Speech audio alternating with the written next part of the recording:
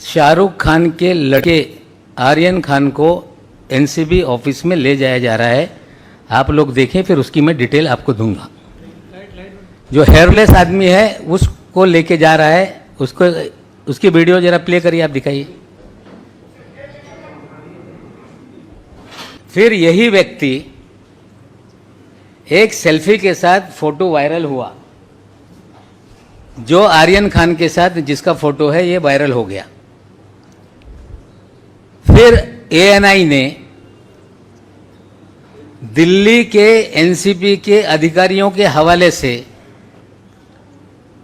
एक खबर जारी की कि ये एनसीबी का अधिकारी नहीं है,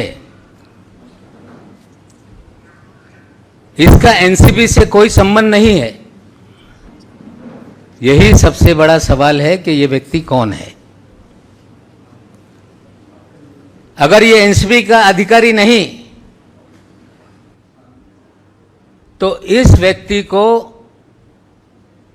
एक व्यक्ति जिस पे आरोप है कि वो ड्रग इस्तेमाल करता है या उसके पोजीशन में ड्रग मिला तथा कथित, उसे वो घसीटते हुए, लाइट चालू करो, घसीटते हुए एनसीबी कार्यालय में कैसे ले जा रहा था, ये एनसीबी को बताना पड़ेगा कि इसका और एनसीबी का क्या कनेक्शन है।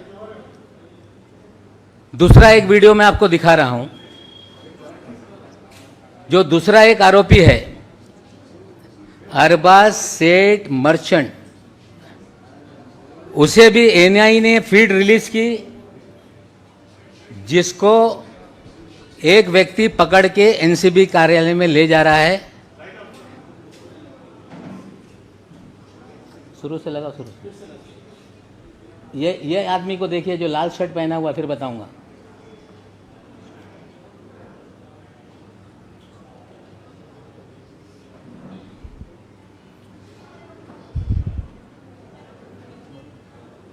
जो मरून शर्ट वाला है, मैं इसको दे देता हूं, आपको देख लेना आप लोग। दोनों फीड ये एनआईए एजेंसी ने जारी करने का काम किया है। पहले वाले से एनसीबी ने कहा कि हमारा कोई ये अधिकारी नहीं है। पहले वाले का नाम है केपी गोसावी। जो दूसरा वाला व्यक्ति है जो अरबाज को ले जा रहा है, उसका नाम है मनीष भानुशाली।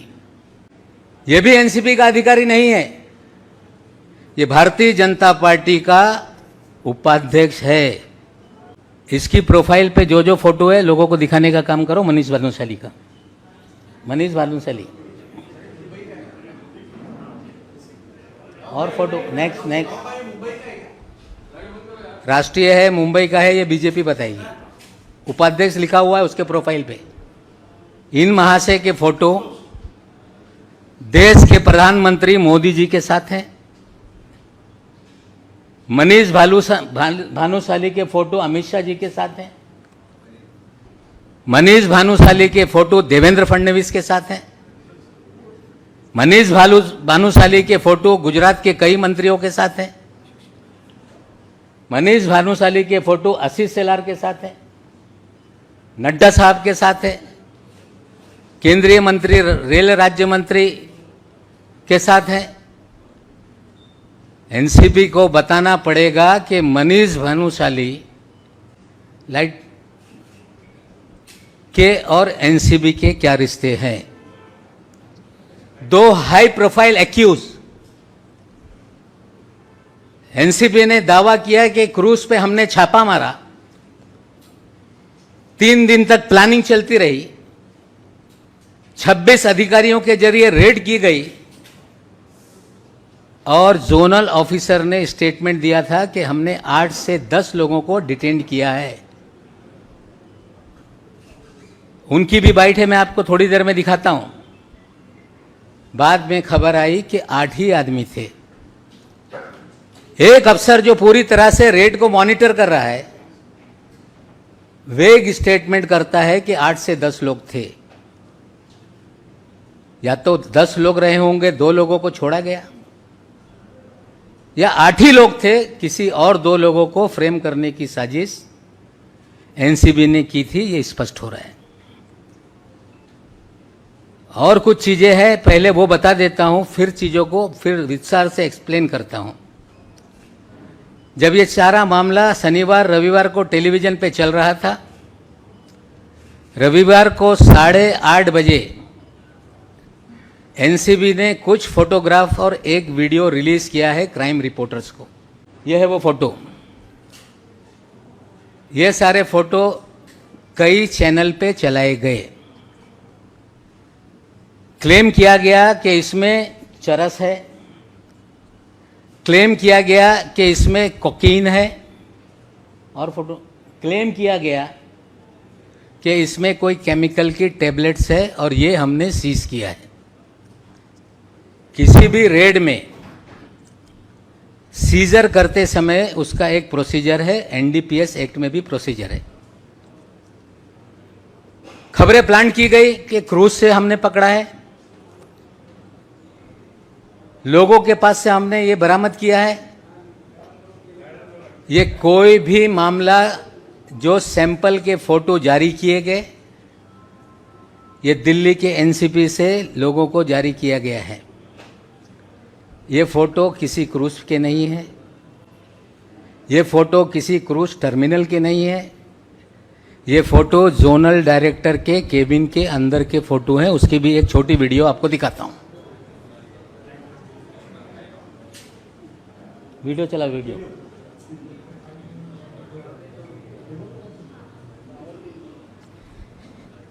किसी भी सीजर का एक प्रोसीजर है कि जहां पे छापेमारी हो, लाइट चालू करो, छापेमारी हो, वहां पे पंचनामा बनाया जाए, जो भी सीज मटेरियल है उसे सील किया जाए, सील करके स्ट्रांग रूम में रखा जाए, और ज़रूरत पड़े अगर सैंपलिंग को भेजना है तो ये मैजिस्ट्रेट के सामने परमिशन से खोल के सैंपलिंग की जाए और मैजिस्ट्रेट के सामने सील किया जाए।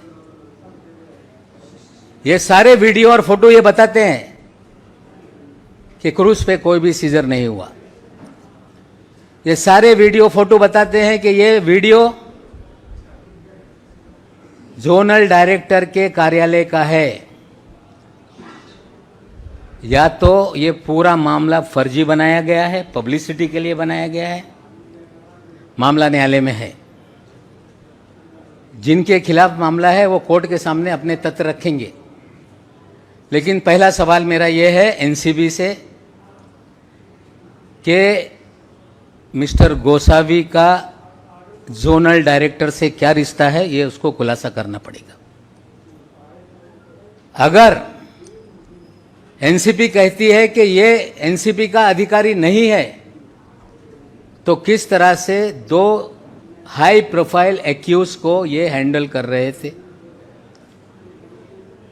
मनीष भानुशाली ये एनसीबी का अधिकारी नहीं, फिर ये दूसरे हाई प्रोफाइल जो एक्यूज है उसको कैसे हैंडल कर रहा था।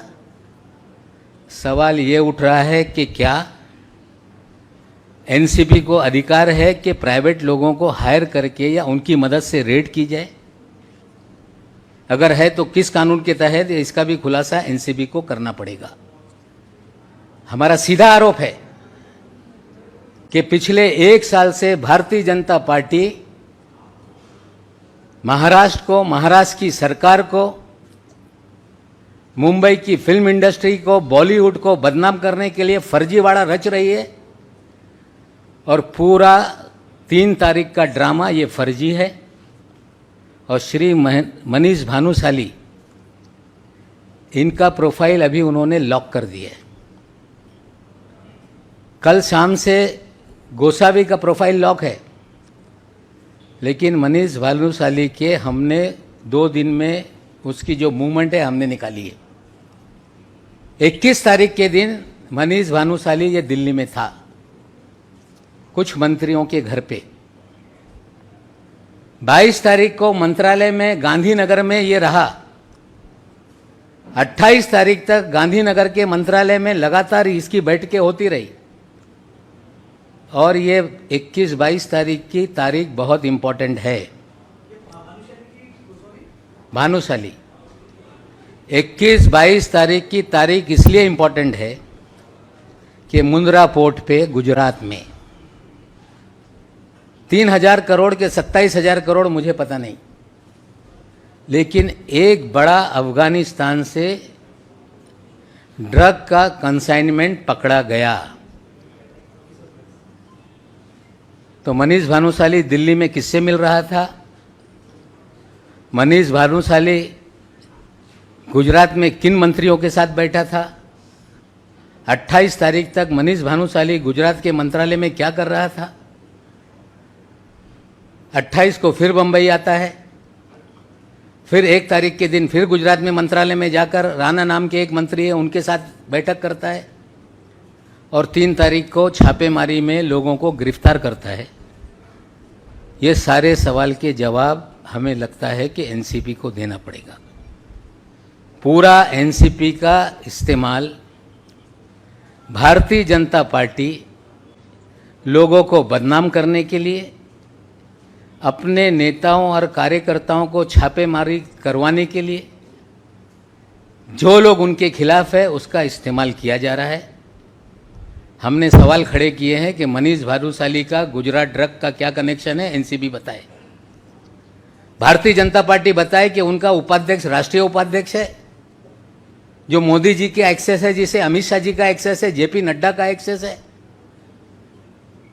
और मनीष भानुशाली को कौन सी जिम्मेदारी भारतीय जनता पार्टी ने दी है, ये दोनों लोगों को खुलासा करना पड़ेगा कि एनसीपी का भानुशाली का क्या कनेक्शन है, भारतीय जनता पार्टी का भानुशाली का क्या कनेक्शन है, और जो भी पिछले 1 साल में मुंबई शहर में बैठकर एनसीबी कर रही है, सारा फर्जीवाड़ा करके लोगों को बदनाम किया जा रहा है।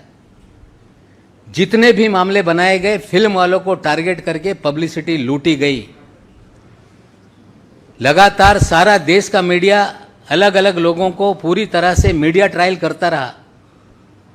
मैं उम्मीद करता हूं कि आज सवाल जो मैंने उठाए हैं ये देश की जनता के सामने जाएंगे, और भारतीय जनता पार्टी का एनसीपी पे क्या प्रभाव है, एनसीबी के लोग प्राइवेट लोगों के जरिए लोगों को गिरफ्तार किस तरह से करा रहे हैं, इसका खुलासा बीजेपी और एनसीपी को करना होगा।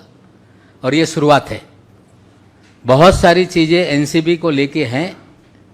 समय समय पे चीज़ें मैं आपके सामने रखूंगा, और आप पत्रकारों से भी विनती करता हूं, खास करके क्राइम रिपोर्टर से, कि कोई अधिकारी फीड कर दे वो सच है ये मानकर आप खबरें ना चलाएं। कुछ तहकीकात आपको भी करनी है कि ये सच कितना है, झूठ कितना है। ये सारा मामला 3 तारीख का फर्जीवाड़ा है। गुजरात ड्रग कनेक्शन से भी कुछ कनेक्शन है।